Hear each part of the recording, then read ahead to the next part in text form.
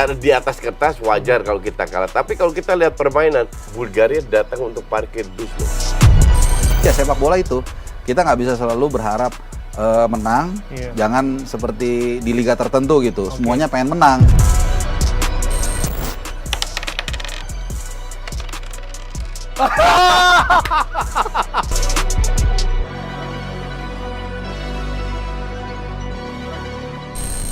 Hari ini saya Abraham Silaban, saya duduk bersama dengan dua orang sahabat saya. Kita bicara bola.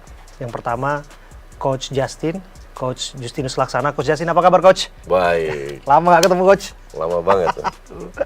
Iya, dan nih Bung Harpa yang ya bisa dikatakan langganan. Apa kabar Bung Baik Harpa? juga, Bung Abe. Ini luar biasa. Ini berdua seperti ini, kita bicara bertiga. Pertama satu forum atau sering ketemu? Enggak lah, dulu sering dulu di DPI kan.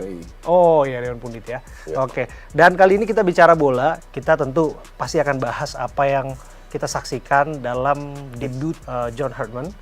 Tapi ya dengan ada gimmick di sini yang disiapkan oleh tim, kita sambil main ular tangga. Katanya timnas itu seperti ibarat permainan ular tangga. Saat dia sudah menanjak, prestasinya naik, tiba-tiba hampir finish, tiba-tiba kena ular turun lagi begitu ya. Jadi kita boleh sambil main ya. Pasti bisa lah ya. Bisa lah. Bung Mainan Harpa anak kecil dulu ini. Ini iya mainan anak kecil. Mainan kecil ya. Waktu gue masih kecil, bukan lu masih kecil, gue masih kecil. Waktu Coach Justin masih kecil, gue belum lahir. Oke, silakan. Mulai dari kocekan pertama, mulai dari Coach Justin. 3. Oke. Silakan Coach. Mulai dari nol, Coach. Iya. Nah ini nggak bisa instan prestasi. Nggak mau tahu siapa tahu. Iya. Berproses ya. Kagak. Ya mungkin kalau dapat satu lagi bisa naik dengan cepat ya. Kayak kemarin kan udah menang satu kali. Ya kalau misalnya menang satu lagi, mungkin langsung cepet dia. Juara Prima Series ya. Iya, juara Prima Series. Silakan Bung Harpa. Wih, langsung dapat 6 2 kali main nih. 2 kali main. Lagi ya? Iya dong. Lanjut. Ini nggak naik kan ulernya nggak ya? Oh kalau 6 2 kali ya? 6 2 kali, Coach. Kalau 3 kali katanya nggak ada apa-apa ya? Nggak ada hukuman ya? Nggak ada hukuman. 5. 5. 1, 2, 3, 4, 5. Wah, ini balapan ini ya. Waduh. Nah, duduk 1. Oke, sambil kita main, saya kasih pertanyaan pertama dulu ke Coach Justin. Coach, kita punya harapan dan ekspektasi apakah kemudian setinggi itu terhadap Hartman, karena ada hype yang kita bisa baca, tapi jangan-jangan hype ini sesungguhnya juga ya harapan yang mungkin kita perlu manage sampai pada akhirnya supaya kita siap-siap dengan agenda-agenda timnas ke depan. Ya kalau harapan pasti ada ya. Dulu kan kita hanya bisa mimpi juara AFF. Itu pun nggak juara-juara. Nah sekarang di bawah banyak pemain diaspora kan kita bisa bermimpi untuk juara dunia. Masih dalam level mimpi. Oke. Jadi sangat wajar kalau kita punya ekspektasi cukup tinggi dengan pelatih yang baru. Apalagi kedepannya pasti ada bertambah pemain diaspora dan juga pemain lokal yang pemain muda kayak kemarin Donitri sama Beckham yang menunjukkan bahwa mereka bisa bersaing sebelumnya Kambuaya gitu.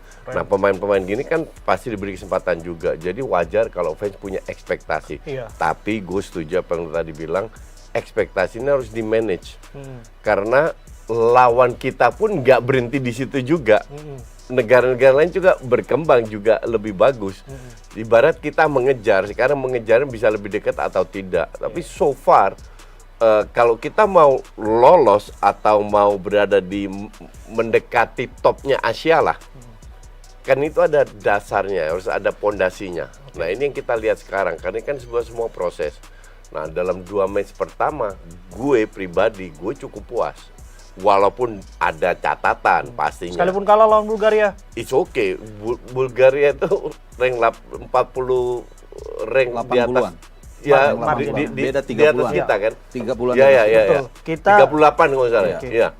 Nah, I mean secara di atas kertas wajar kalau kita kalah. Tapi kalau kita lihat permainan, golnya itu kan penalti tipis banget itu. Yang harusnya mungkin di Liga Inggris nggak akan dikasih.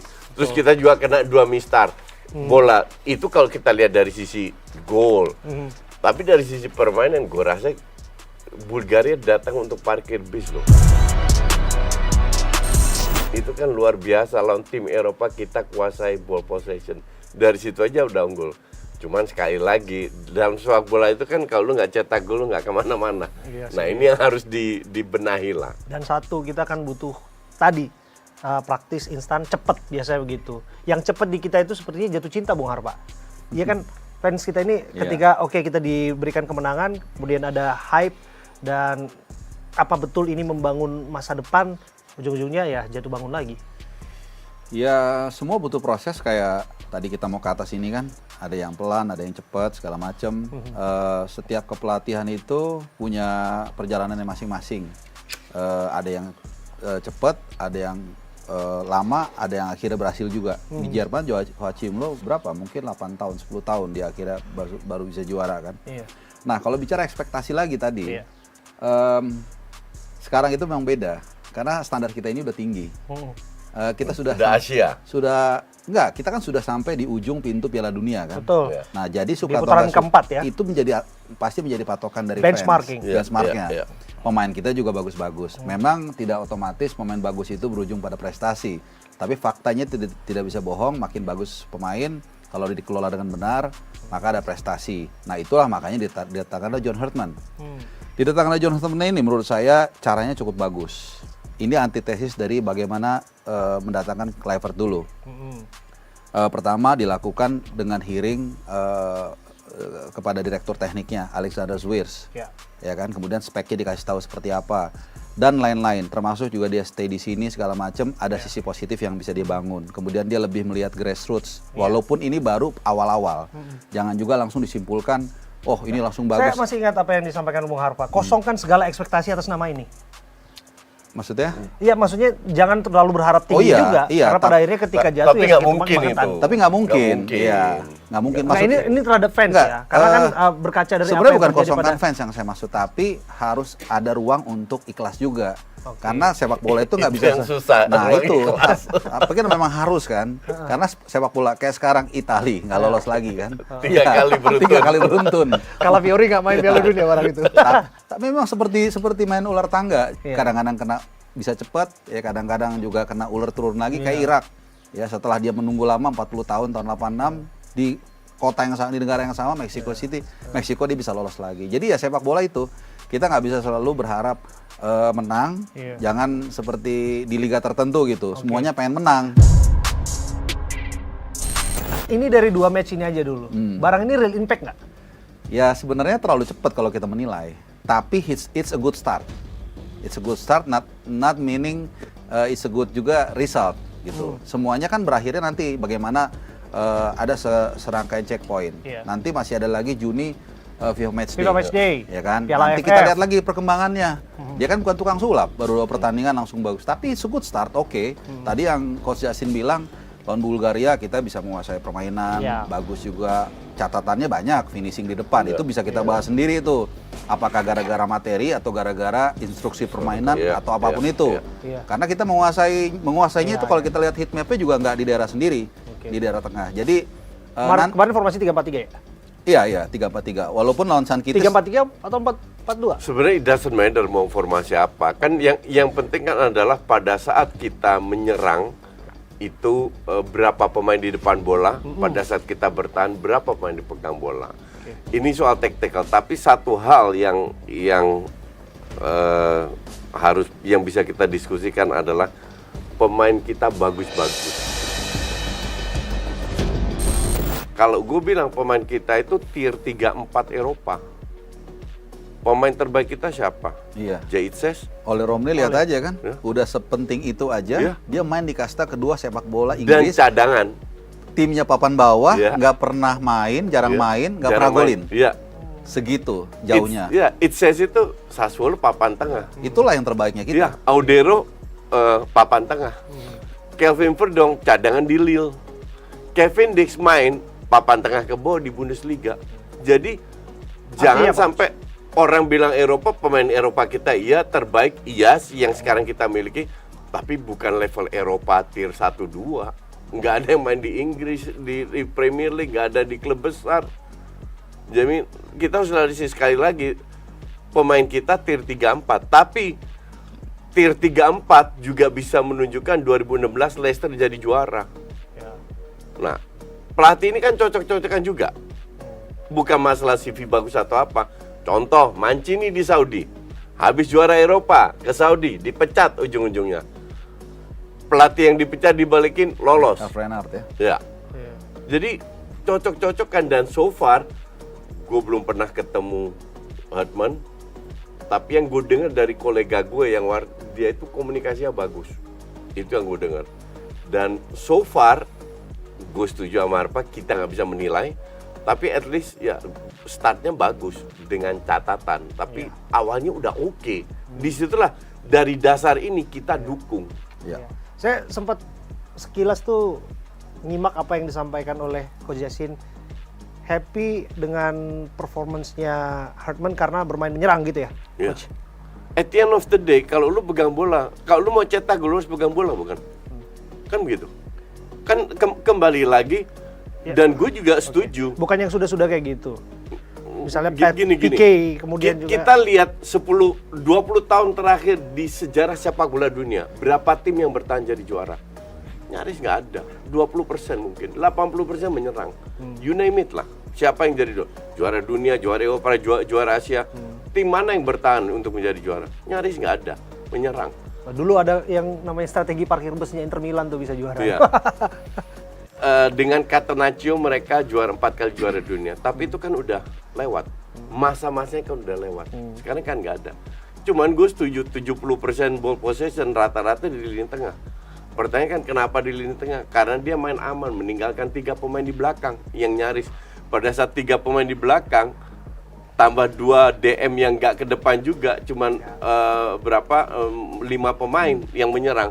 Sementara mereka tinggalkan hanya 1 striker, dan ini harus dirubah. Lu nggak bisa menang dengan meninggalkan 3 pemain di belakang. Lu kan kalah dari segala segi. Dan ini sekali lagi, ini untuk gue catatan. Kalau mau menang, ya lu harus main 4 back. Artinya wingbacknya juga nyerang, DM-nya juga bisa ngebantu. Dead risk harus ada, nggak bisa main aman. Ini kan masalah eksperimen buat dia. Betul. 2 match pertama kan 3 back, 4 back, 5 back, whatever lah mau dia apa lakukan. Lama-lama kan dia tahu, dia hampir pakai semua pemain kan. Kecuali dua kiper. Sisanya kan main semua. Main, which is good. Dalam arti nanti akan ada Miliano balik, Marcelino balik, Cambuaya mungkin dipilih lagi, Tom Haim balik lagi. Di situ mungkin berbeda lagi, karena kemarin kan nggak ada pemain kreatif. Kalau ada pemain kreatif mungkin akan main 4-2-3-1. Kalau ngeliat pertandingan kemarin ya, sebenarnya kita agak sedikit merindukan Ricky Cambuaya sebenarnya. Oh iya. Pendobrak Di yang tengah, bisa kan? di tengah, yang bisa menyambung ke depan. Karena memang nggak ada Tom Hai juga kan. Betul. Tom Hai itu sebenarnya kalau ada akan lebih hidup. Iya. Dan yang kedua juga kalau bicara materi memang kita agak sedikit apes ya. Miliano di saat yang pas, Iya. di saat yang paling perform di lini depan mungkin di antara para pemain depan itu langsung kena cedera ACL. Itu lama itu, mungkin Lama, coach ya. sampai Lama. Piala Asia mungkin ya. Mungkin. Enggak, sebelumnya udah fit. Ya. Rencananya kalau gue dari Akhir tahun. berita terakhir itu Novemberan Nah, udah akhir fit. tahun. Dan kita nggak tahu juga apakah dia bisa. Mudah-mudahan dia Iya, pulih seperti iya. biasa karena masih muda kan. Nah, kemudian kemarin juga nggak tahu, mungkin ada catatan dari Coach Justin juga. Kita hampir tidak ada shoot dari luar kotak penalti. Iya, Oh, iya? betul. Jadi paling nggak nyoba sekali 2 kali itu nggak kelihatan. Inilah salah satu catatan yang gue bilang. Cuman again ini hanya catatan yang jangan langsung untuk menjudgment. Iya, Wah, iya, ini iya, kacau iya, nih iya, gitu. iya, Nanti iya, tunggulah iya. 1 tahun kira-kira kita bisa lihat Iya. are we on the right track atau seperti apa. Iya, betul. Oke. Tapi gue kemarin di TV sebelah interview sama ada fans perwakilan dari La Grande kan. Ternyata dia cerita bahwa John Hartman bilang ke tim La Grande, dia berjanji untuk bawa timnas Indonesia ke 2030 ke Piala Dunia. What do you think Betul. about that? Pertanyaan gue adalah, lah kontrak lu sampai 2072? Nah itu, menurut saya tuh terlalu jauh. Menurut saya Iya kan? terlalu jauh dia ngobrolin itu. Kalau itu nggak Iya. perpanjang, dia nggak mau lagi. Mungkin dia Mungkin dia Iya. bisa diganti. mungkin beliau sedang mengejawantahkan apa yang disampaikan Bung Karno. Kan cita-citamu setinggi At langit. least kita Kalau lihat dia jatuh di positifnya bintang-bintang gitu. aja, ya. iya. Optimis dia. Masalahnya dulu nggak ada sosmed zaman Bung Karno. Kalau sekarang begitu gagal, semua keluar semua dari jejak digital kan gitu. Ya, at least dia positif lah. Tapi kalau menurut saya nggak terlalu jauh, coach. Memang Maksudnya fokusnya gini. sekarang ke Piala Asia. Ada orang berdiskusi, mungkin dia mau memberikan vibes positif. Ya, Tapi betul. harusnya diomongkan internal. Ya. Karena kalau di luar kita kan tahu seperti apa. Ya nggak salah juga netizen, begitu gagal nih waktu itu ngomong seperti itu. Jadi sebenarnya ini soal komunikasi aja gitu. Mana yang harus dirilis keluar, mana yang di dalam. Berarti Bung Harpa sudah menemukan satu masalahnya. Masalah yang dihadapi oleh John Herdman. Ya, memang Karena kan dia disebutkan gini. solusi jangka panjang. In the end of the day, dia akan menemukan masalah ketika mengelola timnas di Indonesia, tentu ya. Iya, masalah pasti setiap pelatih dan itu pasti satu ada ini kan masalah. sudah ditemukan. Ini salah satu karena di sini kan apa ya, sepak bola itu sudah sangat dianggap sebagai sebuah religiusitas gitu lah kalau mau dikatakan seperti itu ya. Jadi mungkin sama seperti Argentina. Kalau kita masih ingat 2022 dalam keadaan susah, kebetulan kan saya ke sana tuh. Mereka itu banyak yang menempuh perjalanan darat ke Qatar, lewat ferry dari Bahrain segala macam. Dan ketika dalam ekonomi susah, hormon dopamin mereka keluar karena mereka bisa juara. 7 juta orang ngumpul di whatever lah di Argentina sana kan. Nah, buat kita juga seperti itu. Ketika banyak masalah hidup ya, mungkin berlebihan kedengarannya. Di sepak bola lah mereka tumpahkan kalau bisa melihat tim nasional kita lolos Piala Dunia. Sekali asupan itu nggak dikasih, mereka pasti nuntut. Ini pelatih belum pernah ngelatih di Asia kalau nggak salah. Belum. New Zealand doang New kan? Zealand sekian. Ya, tapi beda culture kan? Iya, beda jauh. Jadi dia harus paham juga dengan culture Asia seperti apa. Which is good. Dia bikin kesalahan, it's okay. Dia salah ngomong, it's okay, nggak ada masalah. Cuman kan sekarang yang kita lihat progres.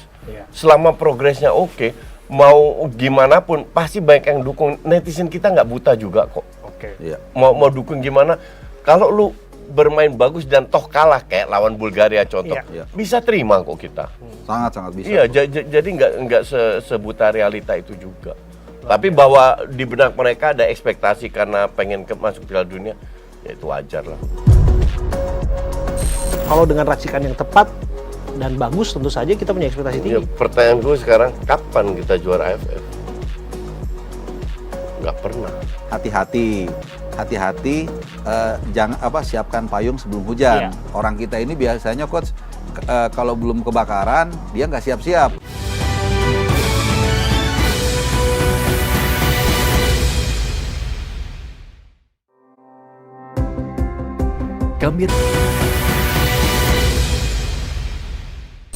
Semoga ular tangganya nggak turun ini, kita harus lanjutkan karena bicara soal track, silakan. 4. Waduh. Oke. Iya, silakan. Bung Harpa. Waduh. Ini ada jebakan ular nggak ada? Nggak ada, masih jauh. Pelan aja kita. Wah, 1. Ya, 1. Naik tangga naik. loh. Oh, naik. naik. Ini ya, resmi ya. Ya. Terus, Benar ya? Iya, Ini ya, ya. benar-benar. ya. Ini namanya kita for dulu. Oke. 1, 2, 3, 4, 5, 6. Oke, bareng ya, coach. 4. 1, 2, 3, 4. Naik juga. Wah, cepat. naik juga. Enggak lulus salah hitung. Yang mana? 1, 2, 3, 4. Oh, salah. Dikoreksi, oh, coach. Betul, coach. Thank you, coach. Nah, kayak gini harus dikoreksi, coach. Lu jangan underestimate yang elder people ya. Kita pantau semua. Jadi itulah gunanya kritik ya. Itu gunanya kritik. Tapi nah, kayak gini, coach. Coach kan bisa menemukan satu persoalan di sini. Ketika harus jalannya angka 4 di angkanya 11, saya maju ke 12. Nah, ketika melangkah, semakin jauh kita melangkah, maka disitulah akan ketemu persoalannya. Ya. Nah, ini it's about time. Ketika John Herdman akan menemukan persoalannya sendiri. Nah, coach lihat kapan waktunya dia akan menyadari persoalan itu dan persoalan-persoalan apa saja yang akan dia temukan. The real game test itu Piala Asia. Piala Asia. Ya. Dan itu harus minimal sama dengan performa kita sebelumnya. 16 besar ya. Ya, itu minimal segitu. Kalau kita bisa lebih bagus, artinya lebih ada progres di atas kertas kan. Betul. Maka dari itu gue bilang, kita harus samakan karena kualitas pemain kita tier 3-4 Eropa. Iya. Jadi mereka mungkin butuh waktu lebih banyak untuk beradaptasi. Ya, kalau gue mau AFF mau apa, untuk gue itu semua bagian dari proses, semua uji coba sampai di Piala Asia, no excuse lagi. Nggak naruh harapan di Piala AFF. Nggak. Kan pemain lokal semua yang main. Iya, kalau AFF lokal semua. Justru di situ kan tantangan dia ketika kemudian kita melihat bagaimana kemudian dia mengelola dengan sumber daya yang ada. Ya, Ketika betul. orang melihat bahwa seorang pelatih kalau dengan racikan yang tepat dan bagus, tentu saja kita punya ekspektasi tinggi. Ya, pertanyaan gue sekarang, kapan kita juara AFF? Nggak pernah, bener-bener nggak pernah. 6 kali runner up ya? Final, ya. Nggak pernah. Jadi untuk gue sih Memang AFF ini bukan prioritas kita. enggak. Level kita udah Asia. Kalau level kita Asia, kita harus berpikir levelnya Asia. Maka dari itu, dan ini juga terjadi di futsal ya. Iya. Futsal levelnya udah top Asia. Betul. AFF si Suto turunin pemain yang beda semua, pemain muda. Nah ini dilakukan di sepak bola, which is good, very good. Di situ kita bisa lihat pemain-pemain yang muda bukan hanya Donitri, Beckham, Detan pasti akan diberi kesempatan, terus Arkan, Fikri dan lain-lain itu akan diberi kesempatan semua. Di situ kita baru bisa lihat bisa nggak berkembang nggak pemain-pemain ini. Gitu. Jadi untuk gue sih Piala Asia is the ultimate percobaan yang benar-benar serius tuh di Piala Asia.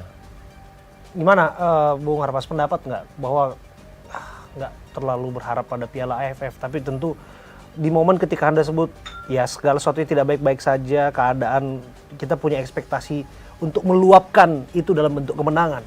Ya sebenarnya AFF itu kan memang udah tahun 96 ya, sejak 96 ya. Jadi udah berapa itu? Udah 30 tahun gitu ya. Memang kita nggak pernah juara gitu. Dan nanti John Hartman juga sudah mengatakan akan menggunakan pemain lokal. Artinya apa? Lokal plus Asia Tenggara. Jadi kayak Sandy Walsh nanti Pratama Arhan atau So Asnawi don't kalau expect dipanggil too bisa. much gitu. Nggak, Mau kasih tahu itu. maksud saya tuh artinya memang ini menjadi checkpoint pertama buat John Hartman. Gitu. Kalau dia bisa juara tentu bagus. Saya yakin Coach Yasin juga setuju kalau bisa juara. Cuman kalaupun nggak juara itu bukan kiamat juga. Iya, betul. Nah, cuman gimana cara kita melihat dia memanage tim. Gitu. Bagaimana dia bisa mengeluarkan kayak contoh oleh Romani.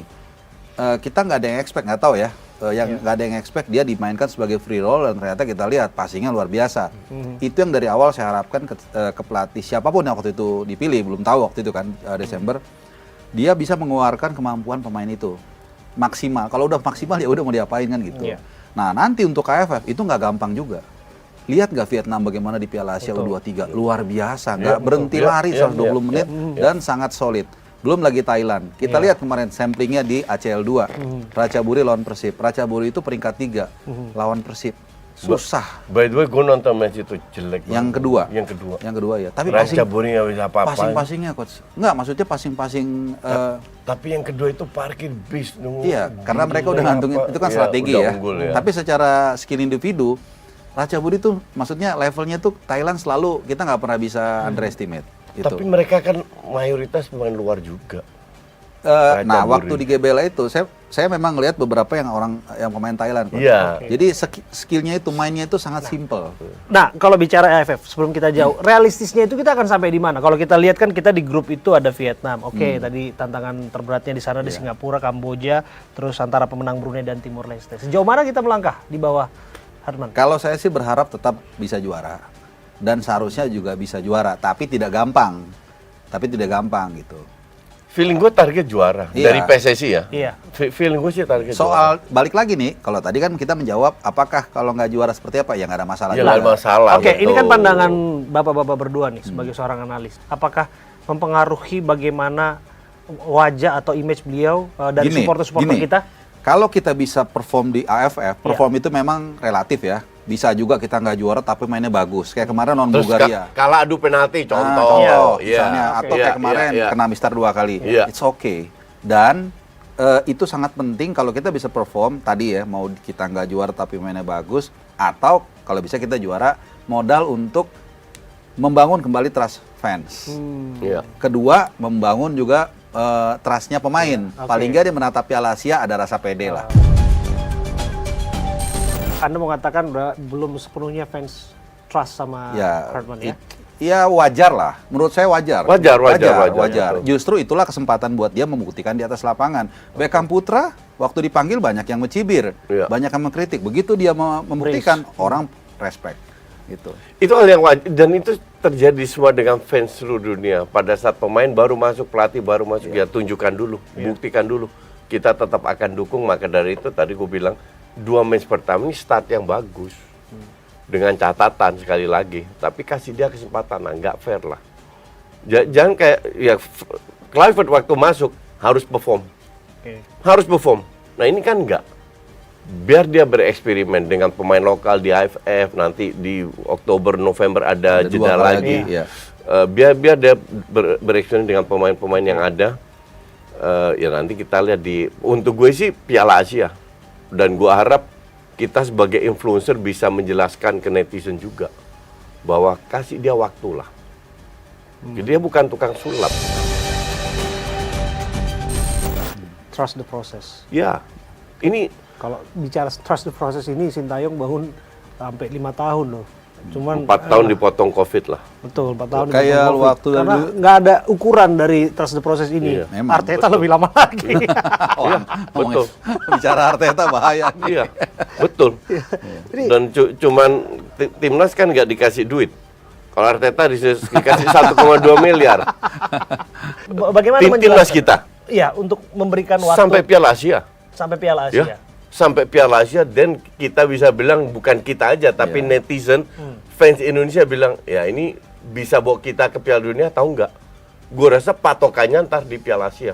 Walaupun hanya patokan di atas kertas, masih 3 tahun lagi kan ke Piala Dunia, masih cukup jauh lah. Ya. Tapi the real test itu di Piala Asia. Nggak lama lagi tuh Piala Asia. Ya cuman 9 7 bulan. September Januari. ya? Ya Januari. Oh, Januari. Drawingnya itu harusnya kan 11 April. Oke. Drawingnya agak sedikit disayangkan sebenarnya kemarin kita nggak bisa menggeser Korea Utara karena di drawing itu Korea Utara masuk pot 3. Kita masuk pot Pot 4. empat. Sebenarnya kalau kita bisa geser Korea Utara di peringkat 118, kita bisa masuk pot 3. Iya. Agak sedikit memudahkan kita untuk lawan yang berat gitu. Oke. Tapi doesn't matter lah. Yang penting ada waktu, ada checkpoint nanti Juni. FIFA Matchday, lalu AFF, lalu 2 kali FIFA Matchday kalau nggak salah September, Oktober sama November, baru nanti Piala Asia. Nah dari situlah setelah setahun kita terima raport. Iya. Kira-kira raport Iya. ini seperti apa? Iya, betul, gitu. betul. Satu hal yang mungkin orang abaikan ya, itu lagi ada masalah besar di Belanda. Kasus Passport Gate. Di mana sekarang Justin, Nathan, gue kemarin baca Itu- Nathan Dean James Iya. disingkirkan. Iya. Bahkan gue kaget, gue tunggu beritanya kapan berlaku untuk Justin, ternyata udah kemarin. Nanti Nathan pulang ke Indonesia langsung nggak boleh ikut latihan. Itu sebenarnya udah ketika kasus ini mencuat kan ketika Go Ahead Eagles, klubnya Dean James itu menang dari NAC Breda. Iya. Nah, entah gimana ada yang mengangkat isu ini, akhirnya jadi panjang. Iya. Kemudian tim Gapens dari FC Emmen langsung klubnya ngambil langkah. Oke. Iya. Istirahatkan dulu. Iya. Itu menjelang FIFA Series. Saya waktu Iya. itu udah bilang, hati-hati, jangan siapkan payung sebelum hujan. Iya. Orang kita ini biasanya coach kalau belum kebakaran dia nggak siap-siap. Anda bicara federasi, Iya. Anda bicara pemerintah juga dalamnya, Betul, karena itu kan bersangkut paut kan. Nah, apakah mungkin diperlukan diberikan bantuan atau apa? Waktu itu kasusnya belum sampai Nathan sama Justin Abner. Sekarang hari ini per hari ini udah nggak boleh latihan mereka. Iya. Dan ini bukan tidak mungkin akan merembet Ini bola kemana-mana. panas ini coach. Ini bola Marah, panas. Ini betul. udah merembet ke Suriname, ke Cape Iya, Verde, Cape Verde jadi juga. udah masalah nasional di Belanda. Satu-satunya solusi mereka berharap bahwa pemain yang lahir di Belanda, besar di Belanda, yang ganti paspor diberikan keringanan. Keringanan yaitu tidak stuck dengan gaji. Itulah kenapa gue sekarang paham pemain-pemain kita yang main di Liga 1, di Super League kita. Karena di sana sebagai non-EU, mereka klubnya harus bayar 600.000, gajian Minimum. 600.000 setahun minimum. Nggak sanggup. Jadi konsekuensinya Nggak sanggup. ada beberapa. Satu tadi yang Coach Yasin bilang, aturannya direvisi.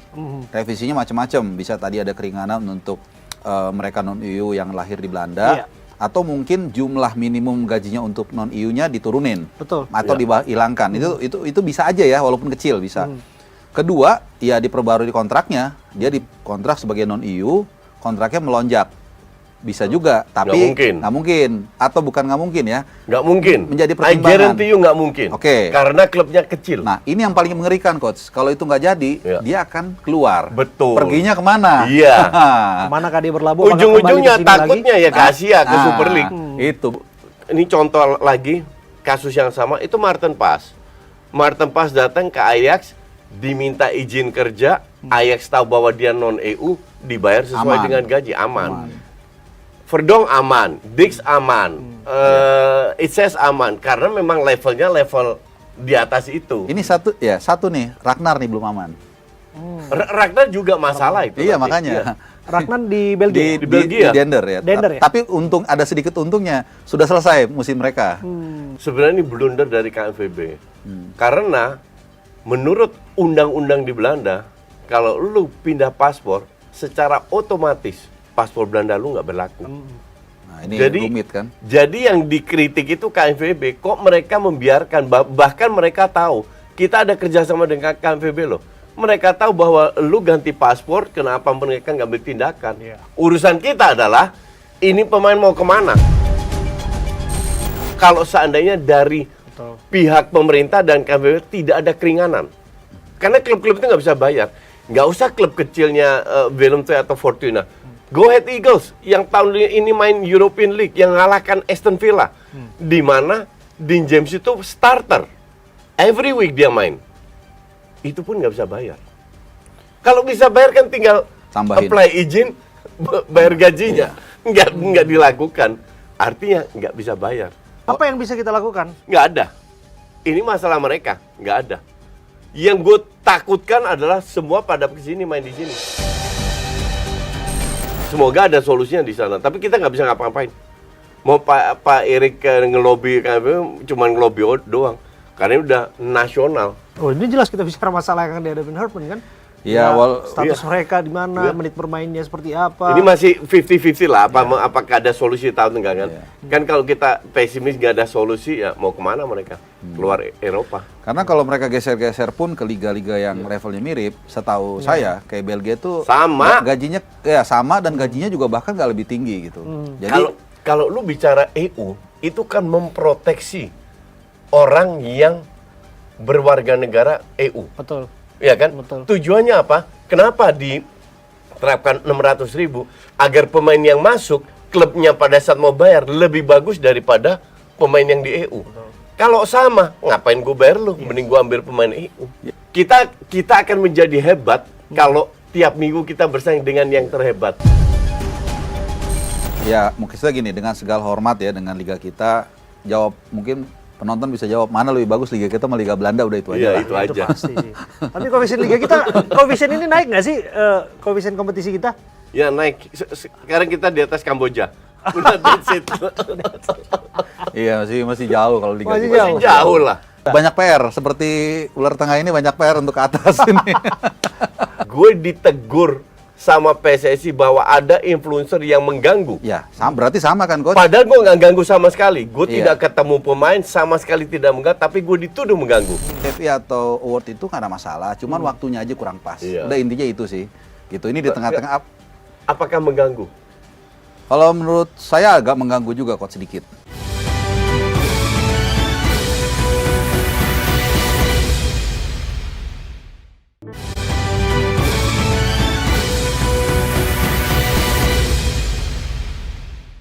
Sambil main coach. Masalah itu banyak, nggak segampang itu. Gue rasa ada bedanya kalau pemain ini main di sini atau main di Belanda. Khusus untuk Hartman di jangka panjang. 5. 1, 2, 3, 4. Ah, Wah, ini yang ini namanya beneran naik tangga gue. Ini baru naik, my friend. Ini namanya naik. Aduh, coba kita lihat apakah bisa meninggalkan. Oh, dua aja Oke, masalah. dua. Wah, naik Naik lagi. juga. Buset, naiknya jauh banget tuh. Ke 83. 1, 2, wah ini ya 84, 84 ya, 84. benar ya. Waduh. Bukan sulap, bukan sihir ya. Nah, emang lagi hoki dia. Dikit lagi selesai. Wah, 6. 6. 1, 2, 3, 4, 5, 6. Belum ya? Ini turun ya? Oh, Enggak, belum. enggak. Hampir Hampir turun. 16 turun Iya. ya. Wah, 6 Wah, 6 lagi. lagi. 1, 2, 3, 4, 5, 6. Ah, ini namanya pelan-pelan berproses. Iya. Iya. Siap. Ini nggak pelan-pelan ini 666 nih. Kan tapi tetap juga. Ah, ada 4. Oh, 4. lumayan juga. 1, 2, 3. Aman, Empat. aman enggak. Oke. Aman. Nah, bicara soal perjalanan seperti ini, kita bisa melihat bahwa ada masalah yang akan dihadapi oleh Hartman ya. Tapi saya mau menyoroti satu nih. Saya ingin minta bagaimana insight-nya coach dan juga Bung Harpa mengenai fenomena PSSI Award. Coba bayangkan ketika kemudian ini kan jadwal di luar pertandingan. dengan waktu yang terbatas, menggunakan waktu para pemain untuk kemudian mengikuti suatu agenda yang memang bukan agenda atlet-atlet kita untuk bertanding, kira-kira begitu. Yang semestinya oke, bisa mereka berlatih, mereka bangun fisik dan sebagainya, taktikal dan sebagainya, ya semestinya demikian gitu. Menurut Anda seperti apa Coach? Gue punya pendapat soal ini. Kalau kita bicara PSSI Award, itu harusnya dari kapan tahun diadakan. Kita baru aja punya. Jadi emang harus ada. Setiap negara punya award seperti ini. Tapi kan itu tidak pernah dilakukan ketika dalam panggilan timnas, ya, tapi di luar jadwal betul, gitu. Betul. Nah, sebelum kita mengkritik, kita harus melihat dulu kenapa mereka melakukan itu di antara timnas. Kalau gue bilang murni, karena yang menang itu adalah diaspora. Kalau kita setelah Bulgaria main, nggak mungkin, karena mereka langsung pulang. Yang menang kan Audero, save terbaik ya kalau nggak salah atau apa. Terus pas main Itses menang. Jadi ada beberapa pemain yang memang harus datang. Tapi kalau dibilang timingnya nggak tepat, itu gue bisa terima. Memang kurang tepat. Hanya ingin memberikan apresiasi kepada mereka, ya oke lah. Apakah mengganggu jadwal mereka? Enggak juga. Nah, salah satu teman gue, wartawan Kompas, Firzi, itu memberikan kronologi. Dia lebih tahu karena dia hadir di sana, dia menginterview orang, dia memberikan kronologi, dan untuk gue sih masuk akal. Jadi kalau dibilang apakah ini handy? Enggak juga. Enggak tepat lah. Tapi apakah mengganggu? Enggak juga. Bung Harpa? Karena kita mengetahui bahwa sesungguhnya ini bukan agenda-agenda di luar jadwal yang biasanya ini dilakukan oleh federasi. Main 27, 28 recovery, 29 official training kan, harusnya seperti itu kan. Secara simbolis sebenarnya kurang tepat. Karena ini diselenggarakan di antara 2 pertandingan. Betul. Even itu jaraknya seminggu pun menurut saya kurang tepat. Saya nggak tahu kapan ada timnas main di antara 2 pertandingan, ada acara dangdutan di tengah-tengahnya gitu. Itu secara simbol menurut saya kurang pas. Ada dangdutan tapi pada sungkan mau joget semua di sana. Simboliknya itu loh. Biasanya itu kan di akhir musim. Iya. Benar. Seperti yang kita sebutkan tadi kan. Sebenarnya kalau jadi gini ya, kalau PFI atau award itu nggak ada masalah, cuman waktunya aja kurang pas. Udah intinya itu sih. Gitu. Ini di tengah-tengah. Apakah mengganggu? Kalau menurut saya agak mengganggu juga kok sedikit. Mengganggunya mungkin nggak langsung di pemain, tapi persepsi masyarakat. Persepsi masyarakat ini kan melihat itu tidak pas, karena kita juga punya pengalaman kemarin pas di round 4. Pertanyaannya sama juga, apakah PAS atau PAS kalau ini sebutan Belandanya dan Jaitses ketika diwawancara di tengah round 4, apakah mengganggu cuma 2 orang itu? Secara fisik mungkin enggak, mereka santai, tapi secara simbolik kalian mau perang, tapi tiba-tiba ini acara dangdutan. Enggak, itu gue bisa koreksi masalah antara yang lu maksud kan Arab interview antara Arab dan Irak, ada interview sama mereka kan. Itu gue bisa koreksi karena waktu gue di Australia, gue ditegur sama PSSI bahwa ada influencer yang mengganggu. Ya, berarti sama kan, Coach? Padahal gue nggak ganggu sama sekali. Gue tidak ketemu pemain, sama sekali tidak mengganggu, tapi gue dituduh mengganggu. Sekarang kenapa mereka memperbolehkan pemain standar ganda dong? Standar ganda. Nah, itu gue kritik juga kan. Ya lu tau lah itu. Nah, ini terbukti kan, berarti ada satu agenda, satu jadwal yang unpredictable ya, di luar dari kegiatan Timnas D yang berpotensi kemudian menjadi persoalan ke depan. Dan kan gini, teman-temannya kan nggak mungkin nggak ngeliat acara itu kan. Satu timnya pasti nonton mereka atau minimal lihat cuplikannya. Ya itu kan malam pasti nonton. Iya, maksudnya dalam kondisi persiapan yang sangat mepet terus ngelihat kemudian mereka ditarik joget, menurut saya nggak kurang pas ya. Menurut saya sih gitu ya. Gue setuju dengan istilah kurang pas, tapi tidak damaging. Tidak serius atau apa, tapi kurang pas. Itu gue rasa deskripsi yang paling tepat, kurang pas. Oke. Barangkali hal demikian dianggap juga penting ya, untuk kemudian ayolah membangun semangat, kira-kira begitu. Apresiasi aja kalau apresiasi. Ya, diberikan apresiasi, kemudian membangun mentalitas sebelum bertanding dan sebagainya. Ini masuk nggak? Atau maksudnya dengan cara apa sih? Dengan cara memberikan apresiasi kepada mereka sebelum bertanding kan? Membangun yang kekompakan tim dan lain sebagainya, saya nggak pernah tahu di balik itu. Tapi mungkin Bapak punya karena pandangan. award kayak gitu biasanya itu di akhir tahun atau di awal tahun. nggak di tengah-tengah, nggak bulan Not keempat. even di tengah 2 pertandingan yang Iya. sangat sempit loh waktunya itu. Iya, ya, alasan gue adalah karena di situ biar si Pas sama Itses dan lain-lain bisa hadir. Yang dapat award lah Iya. sama Ridho, Rizky Ridho Rizky ya. Kan nggak semua hanya yang dapat award datang. Tapi kalau Coach Justin kritik soal timing, saya kritik juga soal timing ketika bicara Bhinneka Tunggal Ika nggak selesai. Langsung dipotong. Wah, itu masalah tenis, kita nggak tahu kalau itu. Iya kan? Itu gue nggak nonton, itu gue cuma lihat cuplikannya, nggak baca di IG aja kenapa si Pas kan. Gini ya, mungkin kalau acaranya simple, Iya. hanya sekedar apa namanya? Dia udah siapin speech itu pasti. Iya. Dia bicara Sampai Bhinneka dia Tunggal bengong Ika. ya? Iya, sampai Gue dia nggak enggak. nonton. Dia mungkin bicara ngapalin Bhinneka bahasa Tunggal Indonesia Ika, itu. itu langsung fanfare sudah masuk gitu. Ya biasa lah kan ada wording ya, Iya. ada waktu mungkin 30 second yang disiapkan. Nah, dia tentu kan ingin bicara sesuatu, membangun apa namanya kecintaan terhadap tanah air ya, Bhinneka Tunggal Ika. Begitu mau menjelaskan tentang Bhinneka Tunggal Ika, selesai. Iya. Udah gitu acaranya juga kayak tadi kan banyak misleadingnya lah seperti Oke. itu, dipotong di tengah jalan, kemudian acara ya menurut saya cuman waktunya aja timingnya nggak tepat lah itu. Iya, setuju. Timingnya nggak tepat. Itu aja. Nah, ini akan terjadi lagi nggak ke depan menurut Coach Justin? Semoga enggak. Semoga enggak lah. Semoga hal kayak gini terjadinya di akhir musim. Awarding untuk pemain yang benar-benar perform itu di akhir musim. Kita nggak bicara tentang awarding aja lah, Bung Harpa, Coach Justin. Kita bicara mengenai agenda-agenda yang apakah masih mungkin terjadi ketika misalnya atlet-atlet ini dibawa bertemu dengan figur-figur tertentu. Misalnya contoh dulu pernah terjadi ketika timnas diajak bertemu di salah satu politisi. Saya tahu nih maksudnya nih. Kalau dikasih Rolex sih oke-oke aja. Sebenarnya kalau acara-acara seperti itu mungkin ya jangan dikurang-kurangin lah sebenarnya. Nanti kalau memang sudah achieve baru. Kayak Uzbekistan kan setelah dia lolos Piala Dunia baru dikumpulin dikasih mobil itu oke kalau itu. Tapi kalau masih belum ada apa-apa menurut saya sih ya Jangan nggak terlalu usah lah, baik. jangan benar. terlalu. Itu mengganggu dan gue harap PSSI konsekuen. Kalau lu bisa mengkritik gue pemain nggak boleh diganggu, Iya. ya lu jangan bikin juga interview di antara match dong. Dan gini juga Bang Abe, pemain ini kan sekarang bukan hanya bermain di liga lokal. Betul.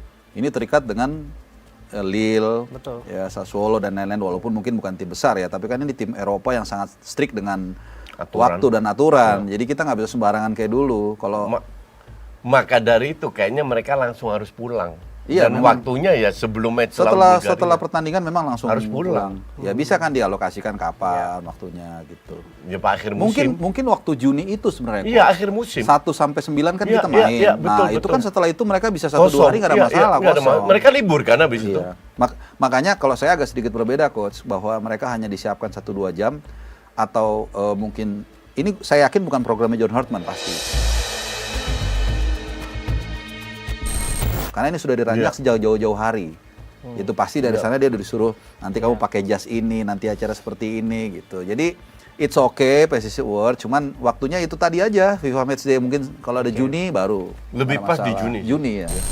Daripada kita berandai-andai nggak jelas, kita lihat realitanya lah. Adalah step-step dari uji coba, terus nextnya kemana. Nah, gue nilainya tuh dari situ harus ada progres. Kalau lu setelah 6 uji coba mainnya masih jelek seandainya, ya wajar kita sedikit-sedikit senggol lah.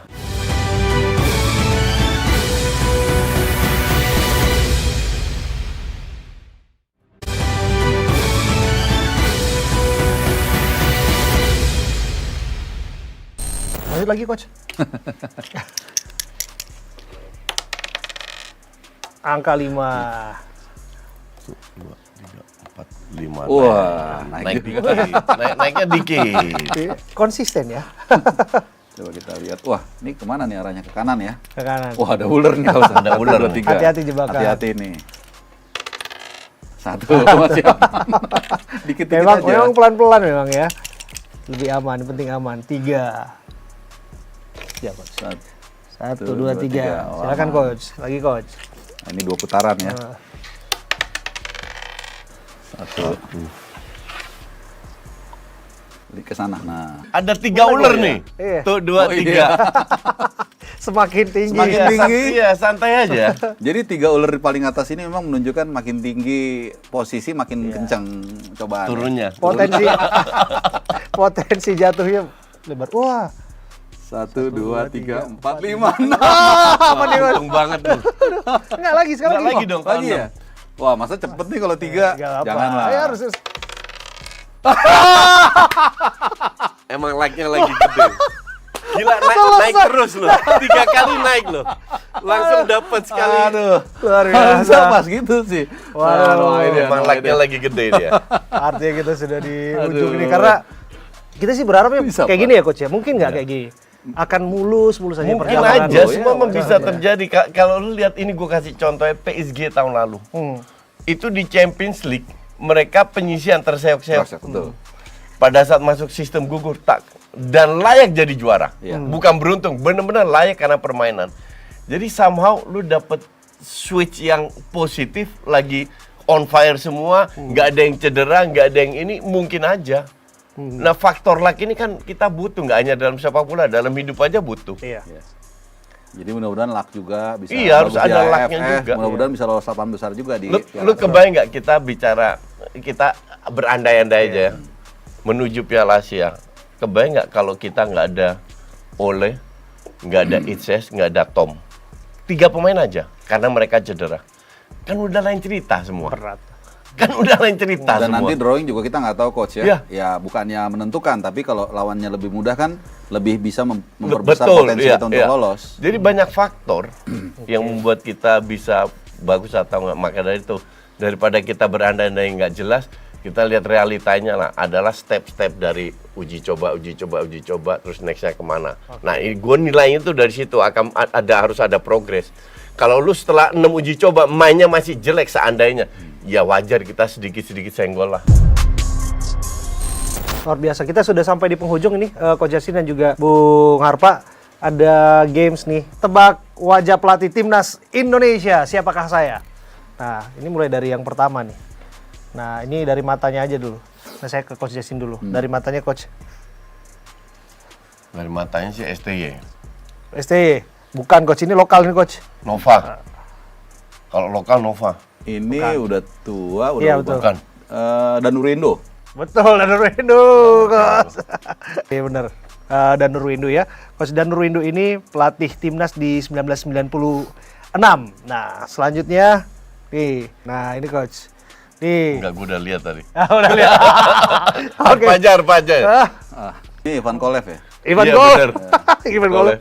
Luar biasa Ivan Kolev. Nah, ini Coach. Gue nggak tahu. Kalau Nah, ini nih gue kasih clue. Asli, Ini gue kasih clue. Kalau timnas gitu pelatihnya nggak ngerti gue. Iya, ini legenda pelatih lokal nih Coach. Pelatih lokal, keras ya. Dulu pelatih Arema dan Persija. Oh, yang udah almarhum Iya. kan, Benny dulu. Bendol, betul Bendol. Tepuk tangan dulu untuk Coach Yasin. Tahu juga ternyata. Iya dong. Tahu cuman berat lah. Kasih pressure ke gua sebenarnya. Oke, dia Bendol ya. Beliau, saya ingat memang Dulu di Tangerang dia salah satu mulai mencuat. Kalau nggak salah di Persita atau Persikota gitu. Keras memang keras. Kenapa kita harus mengingat sosok Bendol loh, Bung Harpa? Iya, karena kalau setiap dia ngomong itu ceplas-ceplos kayak bapak ini kan. Nah, itu ciri khasnya dia. Keras dia. Kalau di lapangan juga bahkan kadang-kadang kebun binatang keluar semua tuh. Pelatih itu harus keras bukan? Ya, memang ya, itu ciri khasnya. Tapi memang banyak melahirkan. Kalau nggak salah ya, Firman Utina salah satu yang lahir dari dia. Kalau nggak salah ya. Sekarang ini ke Bung Harpa nih. Nah, tebak wajah pelatih timnas Indonesia. Siapakah dia? Waduh. Warna. Itu ada mata dan kumisnya. Nah, Oh ini. tahu. Ya, siapa? Alfred Riedel. Alfred Riedel. Tepuk tangan untuk Bung Harpa dulu lah. Gue aja nggak. Itu Alfred Riedel. tagline yang paling terkenal itu "You Need Me". Jadi dia setiap kalau mau ketemu wartawan dia bilang, "Lu perlu gua nggak?" gitu. "You need me", sampai ada bajunya tuh. Pelatih berikutnya siapakah saya? Nah, ini harus kenal nih Coach. Lokal juga. Gak tahu dari Nah, clue. cluenya dia main di Asian Games 2018. Dia gelandang, legenda, Bima Sakti. luar biasa. Tepuk tangan untuk Coach Yasin. Tampaknya, oh iya benar. Bima Sakti. Ini memang dulu shot powernya oke dulu ya. Dia sih gelandang ini ya, holding ya. Shootnya yang bagus dulu Eri Rianto. Herianto ya. Pelatih Tentang yang ini? pelatih Gua sopan. Harus saya Enggak Pelatih yang sopan lah ini. sopan ya. Sopan dan kebapaan cocok sebenarnya Coach Bima ini ngelatih youth, usia 16, usia 18, tipe kalian cocok. Kalau ini Bung Harpa. Siapa ya? Hidungnya cuma. Tahu ini pasti. Waduh, siapa ya? No idea. Luis Mia bukan? Luar biasa. Bener ya? Tepuk tangan untuk coach. Sarap kecil banget, Tepuk tangan susah untuk Bung itu. Harpa. Cuma hidung gitu doang. Luis Mia. Barcelona. Soalnya, Swiss Soalnya guy. kan cadangan. soalnya saya mikirnya kan bule yang berapa tahun terakhir ya, yang tadi belum disebut dia kayaknya. Luar biasa. Cadangan di Barca, cadangan di Madrid. Oke. Tapi ya it's okay. Dalam arti dia bermain dengan para bintang. Artinya dia bisa belajar. And jadi pelatih, gue nggak terlalu ngikutin juga. Yang gue bener-bener ngikutin itu zaman STY. Tapi setahu gue it's okay lah. Termasuk pelatih bagus lah. Dia dulu sempat memenangkan hati para supporter juga kan? Iya, Kenapa ya? sama. Jadi ketika dia nggak dilanjutin kan banyak yang kecewa juga Betul. kan. Kemudian Simon dulu sebentar, baru ST masuk. ST juga awal-awal juga banyak yang meragukan. Awal-awal. Oke. Nah, pertanyaan terakhir saya ke Coach Justin dan juga ke Bung Harpa. Kita sudah tadi menunjukkan beberapa pelatih timnas. Apa yang membuat Hartman ini beda dengan pelatih-pelatih sebelumnya? Dengan nama-nama yang baru kita bahas atau pendahulunya? Sebenarnya kita nggak tahu. Yang kita ini butuh harapan, itu yang kita butuhkan. Kita cuma bisa berharap bahwa ini pelatih yang cocok. Kalau dari sisi CV, dari sisi gaji, dari apa, ini termasuk tier yang bawah lah, ya kan? STY paling mahal, habis itu PK dan kawan-kawan, habis itu dia. Tapi kan sekali lagi, gue masih inget gue pernah nonton Kanada di bawah dia di Piala Dunia. Gue bilang ini very attractive football yang ditunjukkan Kanada, walaupun 3 kali kalah, kan kembali ke kualitas pemainnya. But that's okay, cuman sekali lagi Itu yang era Jonathan David yang jadi ya, striker. ya. Kita ini cuma hanya bisa berharap. Kita berharap bahwa kita dapat pelatih yang cocok zamannya Leicester dengan Ranieri sehingga bisa membawa juara. Itu yang kita harapkan. Apakah bisa atau enggak? Arpa tadi udah bilang terlalu too early untuk kita judge. Tunggu setahun lah, kasih kesempatan. Cuman di dalam hati kita semua Pasti berharap ini adalah sosok yang cocok. Apalagi dia nggak terlalu mahal. Penting juga dong. Iya, budget ya. Iya, Sesuai budget dengan lah. kantong. Iya. Ya, sekali Gitu. kita pernah bahas mengenai dugaan skandal yang mata-mata. Kan beliau juga pernah dapat sanksi kan mengenai mata-mata ketika Ya di itu Kanada ya. bukan membela ya, tapi mungkin it's a part of the Part game of the ya. game. Iya, kalau nggak salah juga di era ST juga pernah kan coach asistennya naik ke Ya. menara TVRI Iya, gitu. iya. Walaupun kita mungkin tidak membenarkan, cuman ya Itu biasa lah itu. Biasa lah. Oke. Terakhir itu kalau nggak salah Bosnia juga ketangkep itu dia pakai baju tentara, terus memata-matai sesi latihan Itali kalau nggak salah, atau sebaliknya begitu. Yang bikin beda. Yang bikin beda, kalau sosoknya seperti yang kata Coach Yasin bilang, kita bisa melihat CV dia, permainan dia, preferensi dia dari YouTube dan lain-lain. Tapi yang saya senang adalah cara memilih dia sekarang melalui prosedur yang menurut saya itu bagus.